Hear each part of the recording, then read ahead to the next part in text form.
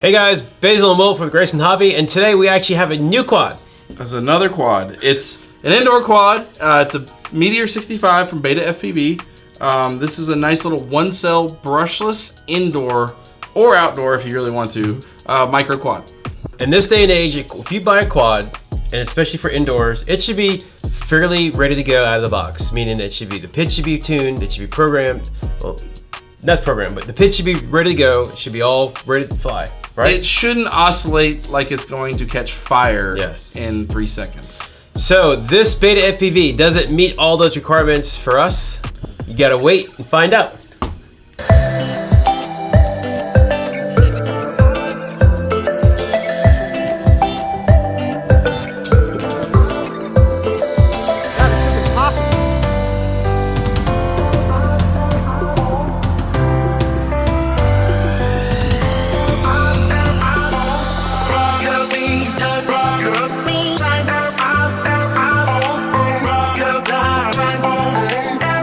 This does meet that market where it's an indoor brushless whip that not $1 million and it flies out of the box.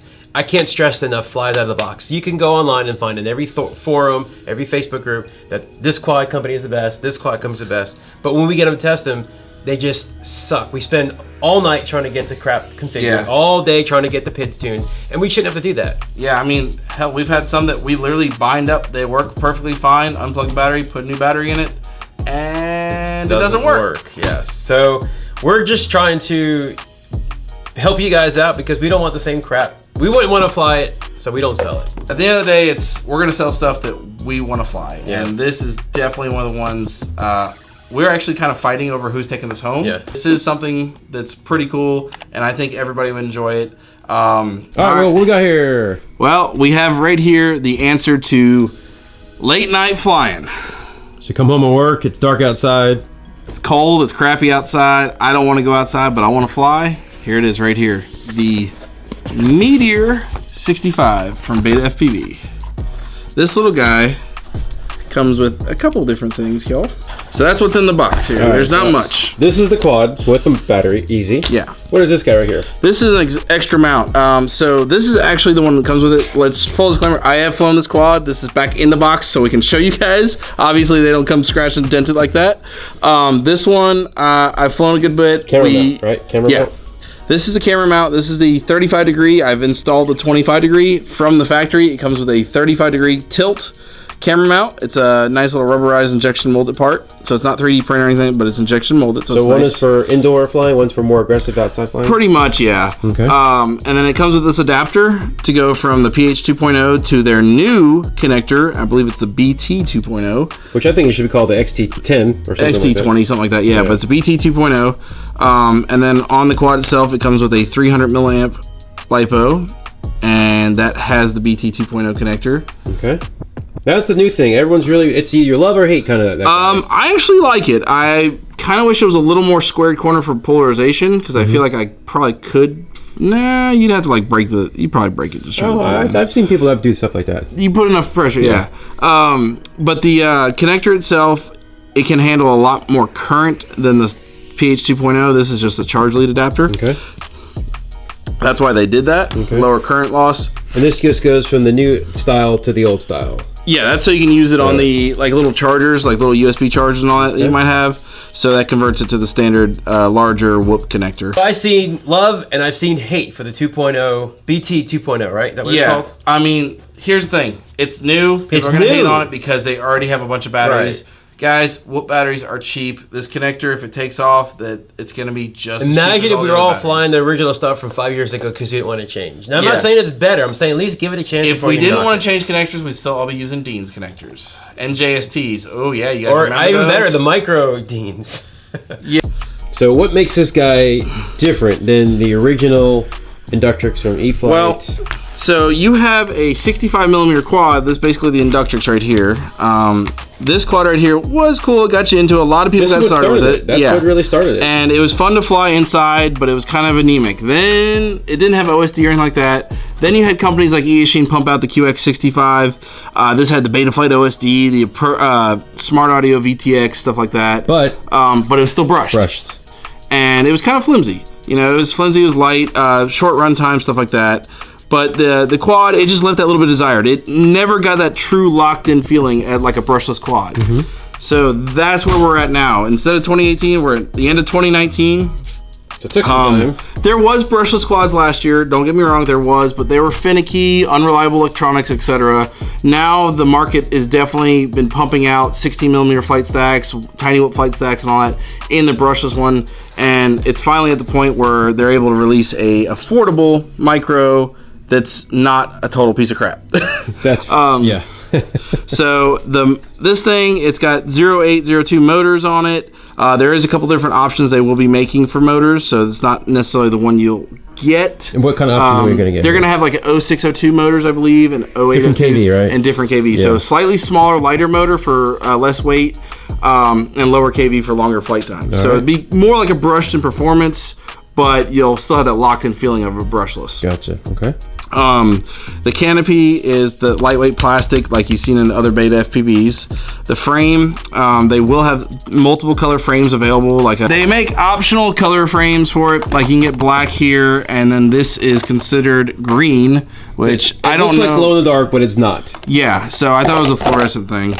All right, it looks like everything on here is plug-in, so changing out the frame is not going to be that difficult. So, and unlike a lot of the early ones that were soldering and stuff like that, there's plug-in connectors. They're a nice connector, silicone wires. You don't have that PVC wire crap.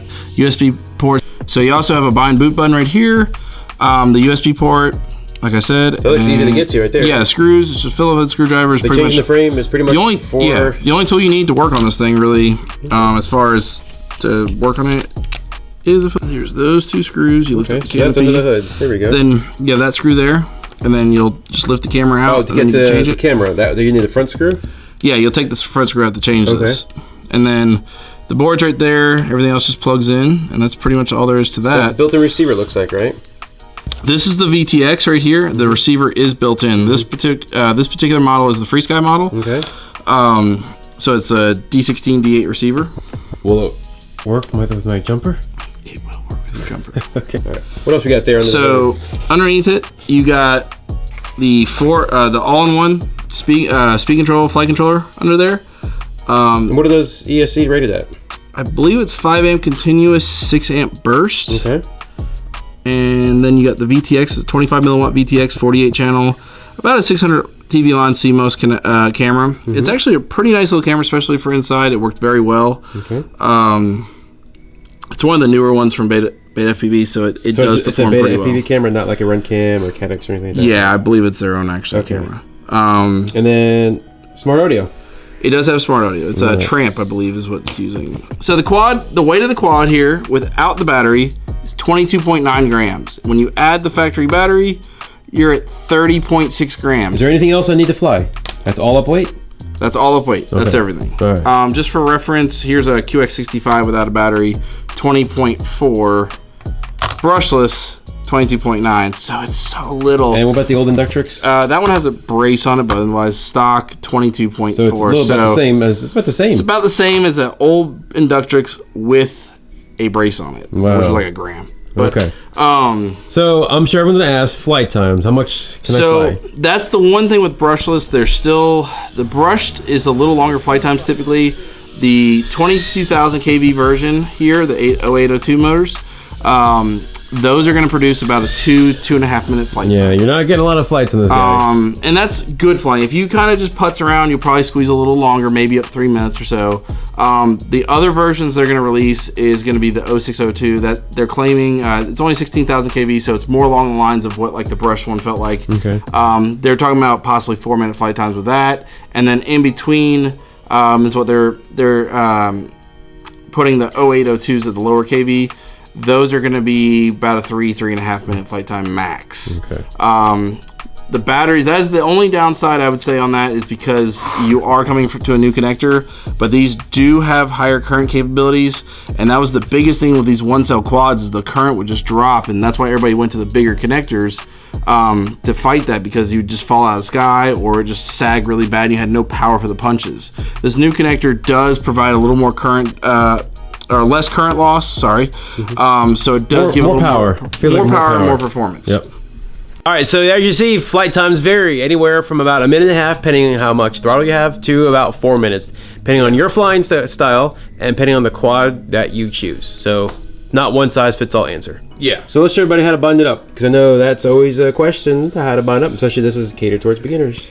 Okay, so let me go ahead and put the top back on this. That way we're not messing anything up. Okay, so you mean so we don't lose those small screws? So we don't lose the small screws. All right, so to bind this guy is pretty easy with FreeSky. You're gonna plug in the battery. Or a jumper. All right, plug in your battery. Plug in the battery. Wait, do I need a buddy to hold the button in? No. Okay. Because you don't hold the button on power up, you hold it after you power it up. Then you push the button. And you see the light was flashing in the background, now it's solid? No, I didn't see that, but I believe you. All right, let me show you. Let me show you. Plug it in. Got flickering blue light in the background. Okay. And push it. There Went solid. Yep, I see that. Now it's in bind mode. Okay. Now I'm gonna take my jumper. Keep focus on here. And I'm gonna go to D16 mode. I'll show you guys here. D16 mode, FreeSky, D16. That doesn't matter. This is tuned based off, that's for the jumper. That's a different video. Check it out later. Okay. And now I'm just gonna hit bind.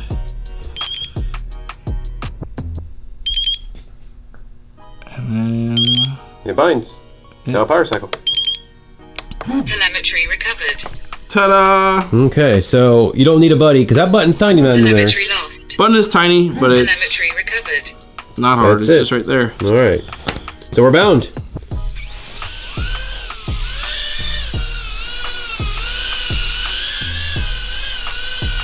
If you're brand new to the FPV scene or looking for an indoor flyer that will work with your jumper, I think this is a home run right here.